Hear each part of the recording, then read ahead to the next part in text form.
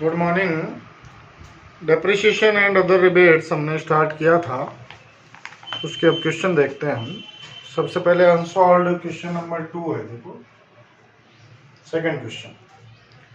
Rajasthan traders owns the following assets on 1 अप्रैल 2019।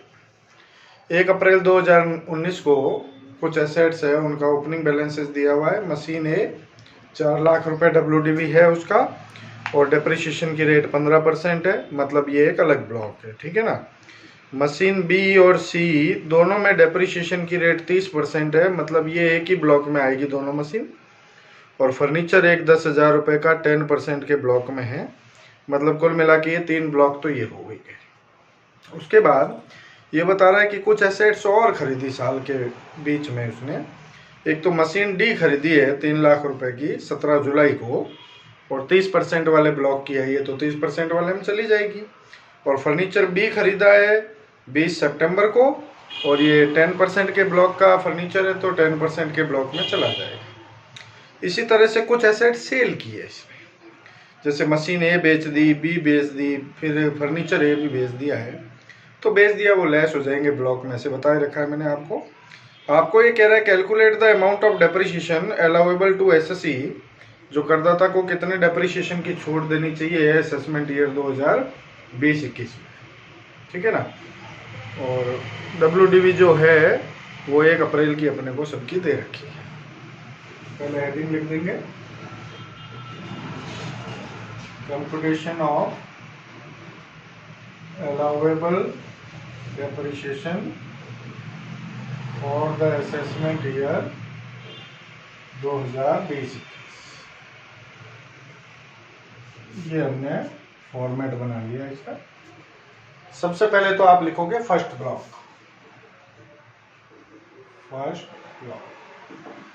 अब देखो पहला ब्लॉक हमने किस चीज का बनाया है, मशीन का बनाया है, जिनकी रेट डेप्रिसिएशन की 15% है। तो ब्रैकेट में लिख देंगे मशीनरी, और ऐसी मशीनरी जिनकी रेट ऑफ डेप्रिसिएशन कितनी है, 15% है।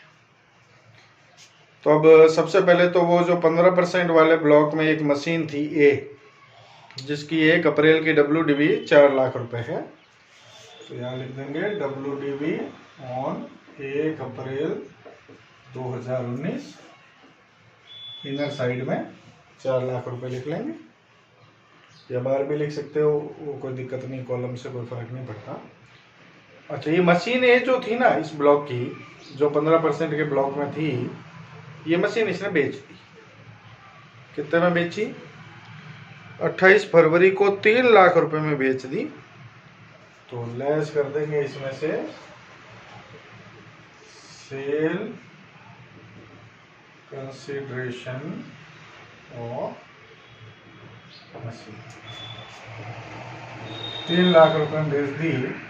तो अब इस मशीन की जो वैल्यू बाहर ही लिख लेते हैं इसको, चलो 4 लाख ये हो गया, 3 लाख ये हो गया, 1 लाख बच गया। अब देखो 15% वाले ब्लॉक में और कोई मशीन खरीदी है क्या इसने? मशीनें जो खरीदी है उसमें 15% की कोई मशीन नहीं खरीदी है। इसका मतलब क्या हुआ, ध्यान से समझो कि 15% के ब्लॉक में ये केवल एक ही मशीन थी, इसी को बेच दिया। तो जब एक ही एसेट्स थी और उसको आपने बेच दिया तो ब्लॉक खत्म हो गया।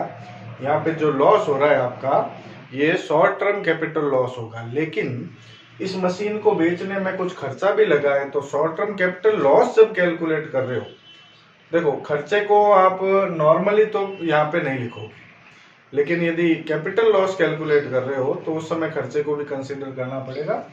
तो ये तो मैंने 1 लाख रुपए यहाँ लिख के छोड़ दिया। अब यहाँ पे मैं लिखूंगा कि एक्चुअल में शॉर्ट टर्म कैपिटल लॉस कितने का हुआ इसको, क्योंकि WDV तो इसकी नील हो जाती है। तो यहाँ पे computation of short term capital loss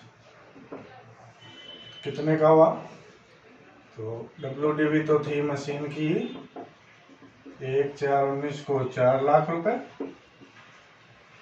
और लेस सेल कंसिडरेशन की जगह नेट सेल कंसिडरेशन आ जाएगा, क्योंकि जो बेचने में खर्चा लगा है वो इसमें से कम होगा।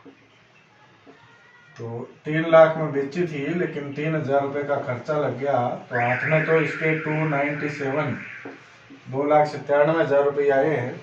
तो इस केस में देखो 1,03,000 रुपये का शॉर्ट टर्म कैपिटल लॉस। ठीक है ना, जब एक ही मशीन हो और पूरी बिक जाए तो ब्लॉक खत्म हो गया भाई, सोचने की जरूरत नहीं आगे। अब बनाते हैं सेकंड ब्लॉक। सेकंड ब्लॉक किस चीज का है? ये भी मशीन का है, लेकिन ऐसी मशीनरी जिनकी रेट ऑफ डेप्रिसिएशन जो है वो 30% है, ऐसी मशीनरी का ब्लॉक बनाना है। ठीक है, देखो सबसे पहले 2 मशीन है इसमें, एक मशीन बी भी है और एक मशीन सी भी है, तो दोनों लेनी पड़ेगी इसी ब्लॉक में। WDV of machine B on 1/4/19 और WDV of machine C on 1/4/19। तो WDV है इन मशीनों की, देखो 2.5 लाख रुपए इसकी है, 1,50,000 इसकी है, टोटल इनकी WDV 4 लाख रुपए है। ठीक है ना, चलो WDV तो 4 लाख है, उसमें तो कोई दिक्कत है नहीं, लेकिन अब बात को अच्छे से हम समझे तो इसमें से इसने मशीन बी बेच दी 4 लाख में। चलो पहले खरीदने की बात कर लेते हैं। एक और मशीन खरीदी है इसने, मशीन डी, जो 30% के ब्लॉक में 3 लाख में खरीदी है, उसको जोड़ दो, एड परचेज लिख दो, चाहे एडिशन लिख दो, addition during the year 3 lakh में एक मशीन खरीदी। तो अब ये ब्लॉक हो गया 7 लाख रुपए का। इसमें से एक मशीन इसने, मशीन जो बी है वो बेच दी 4 लाख रुपए, less sale of machine B during the 4 lakh. अच्छा, जो मशीन खरीदते हैं ना उसके आगे डेट भी लिख लिया करो, क्योंकि वो डेट हमारे काम आएगी। 20 सितंबर 2019 को खरीदी थी ये 3 लाख की। ये मशीन भी देखो 4 लाख में बेच दी ही थी, तो 2.5 लाख की, लेकिन 4 लाख में बेच दी। तो आप ऐसा कह सकते हो कि इसको बेचने में 1.5 लाख रुपए का प्रॉफिट हुआ है, लेकिन ऐसा नहीं कहेंगे। मैंने आपको समझाया था, जब ब्लॉक बना हुआ है ना, तो आप इस ब्लॉक में से वैल्यू कम करो, कोई प्रॉफिट नहीं हुआ है। आप तो ये देखो 7 लाख का इसका ब्लॉक था, इसमें से 4 लाख ब्लॉक में कम हो गए, तो अब ब्लॉक की वैल्यू बच गई इसकी 3 लाख। अब ब्लॉक की वैल्यू कितनी बच गई है? 3 लाख रुपए बच गई है। और अब आप जो डेप्रिसिएशन लगाओगे 30%, वो 3 लाख पर ही लगाओगे। तो अब यहाँ ब्लॉक की वैल्यू हो गई ब्लॉक वैल्यू। अब लिखेंगे depreciation on block value at the rate of 30%। तो 3 लाख का 30%, 90,000 रुपये तो इसके ऊपर डेप्रिसिएशन लग गया। देखो 30% का ब्लॉक है तो 30% लगा दिया। लेकिन जो नई मशीन खरीदी थी, मैंने आपको बताया था नई मशीनों को खरीदने पे अतिरिक्त ह्रास की छूट का प्रावधान किया गया है। 1/4/2005 के बाद यदि कोई नई मशीन खरीदी जाती है तो उसमें एडिशनल डेप्रिसिएशन, अतिरिक्त ह्रास की छूट दी जाती है 20% की रेट से। कुछ सेलेक्टेड जिले हैं, सेलेक्टेड स्टेट्स हैं, उनके जो पिछड़े क्षेत्र है वहाँ पे तो 35% है, लेकिन वैसे नॉर्मली 20% है। तो यहाँ पे कुछ नहीं लिखा है तो 20% ही मानेंगे। तो ये जो 3 लाख की मशीन खरीदी थी ना, इस पे 20% अतिरिक्त मूल्य ह्रास और मिलेगा इसको। ये 3 लाख, देखो पहले तो इसकी WDV 3 लाख थी, वो हमने यहाँ लिखी दी है। इसमें से डेप्रिसिएशन एक तो 90,000 का हो गया, और एक और डेप्रिसिएशन लेस कर देंगे, additional depreciation on new machine. नई मशीन पे जो 3 लाख रुपए की है उस पर 20% डेप्रिसिएशन अलाउ और करेंगे। 20% इसलिए करें क्योंकि 180 दिन से ज्यादा हो गए। देखो 20 सितंबर को खरीदी है, तो 20 सितंबर से 31 मार्च तक 6 महीने से ज्यादा हो जाते हैं तो उस केस में आपको पूरा दे देना, नहीं तो आधा देते, बताया हुआ मैंने आपको। तो 60,000 के डेप्रिसिएशन की छूट और मिल गई। तो अभी इसका ब्लॉक देखो टोटल 3 लाख का था, 3 लाख में से 1.5 लाख रुपए ब्लॉक में डेप्रिसिएशन की छूट और मिल गई, तो बाकी बचा हुए ब्लॉक की वैल्यू है 1.5 लाख रुपए। ये आपके WDV आ गई 31 मार्च 2020। ये एक और सेकंड ब्लॉक जो था ये खत्म हो गया मशीनों का। अब थर्ड ब्लॉक बनेगा फर्नीचर के लिए।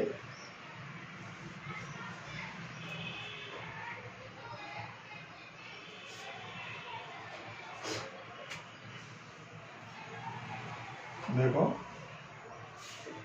बताता हूं, third block furniture, rate of depreciation है इसकी 10%। तो पहले तो 1 अप्रैल को इसने फर्नीचर की वैल्यू दी है 10,000 रुपये अपने को, WDV ऑन 1 अप्रैल 19 10,000। क्या साल के बीच में और कोई फर्नीचर खरीदा है क्या इसने? 15,000 का खरीदा है।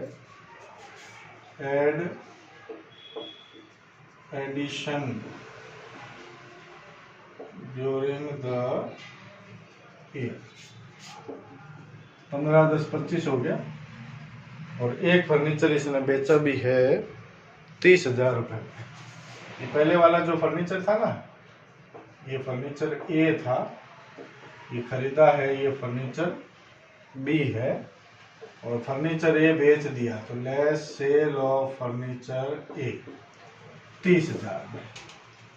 अब यहाँ पे भी देखो 5,000 रुपये नेगेटिव आ गया है। नेगेटिव मतलब प्रॉफिट आया है वैसे तो, लेकिन आपको यहाँ ये बात ध्यान रखनी होती है। मैंने आपको बताया था कि देखो फर्नीचर एक ये था, एक ये था, टोटल कितने हो गए 2, दोनों की वैल्यू मिला के, और ये 25,000।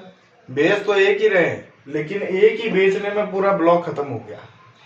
तो अब भले आपके पास एक फर्नीचर पड़ा है, लेकिन फिर भी आप डेप्रिसिएशन की छूट नहीं ले सकते, क्योंकि जो फर्नीचर पड़ा है उसकी रिटर्न डाउन वैल्यू 0 हो चुकी।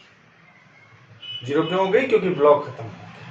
ठीक है ना। तो ये 5,000 रुपये माइनस में चला गया ब्लॉक, तो यहाँ लिख देंगे return down value of block 0। तो अब ये 5,000 जो हुआ ये क्या है? ये शॉर्ट टर्म कैपिटल गेन हो गया। इसकी कैलकुलेशन करेंगे, calculation of short term capital gain. सबसे पहले net sale consideration of furniture. Furniture जो बेचा है कितने में बेचा है? देखो 30 में बेचा है, लेकिन बेचने पे खर्चे भी लगे हैं 300 रुपए के। तो एक्चुअल में तो वो बिका है आपके 29,700 में, और लेस ब्लॉक की वैल्यू थी अपनी 25,000। 4,700 रुपए का शॉर्ट टर्म कैपिटल गेन हो गया इसको। शॉर्ट टर्म कैपिटल गेन कितने का हो गया है? 4,700 रुपए का। तो ये इंपॉर्टेंट बातें हैं। देखो फर्नीचर पड़ा है एक, फिर भी उसके ऊपर डेप्रिसिएशन नहीं लगेगा, क्योंकि ब्लॉक की वैल्यू क्या हो गई है? 0 हो गई है। पूरा का पूरा ब्लॉक खत्म हो चुका है। तो भले फर्नीचर पड़ा हो, उसके ऊपर डेप्रिसिएशन की किसी भी तरह की छूट अब नहीं मिल सकती। ठीक है। तो इस क्वेश्चन को मैंने कराया, क्वेश्चन भी भेज दूंगा आपको, और अच्छे से देखो, ध्यान से समझो। कोई बात प्रॉब्लम आए क्लियर कर लेना, उसमें कोई दिक्कत है। Thank you.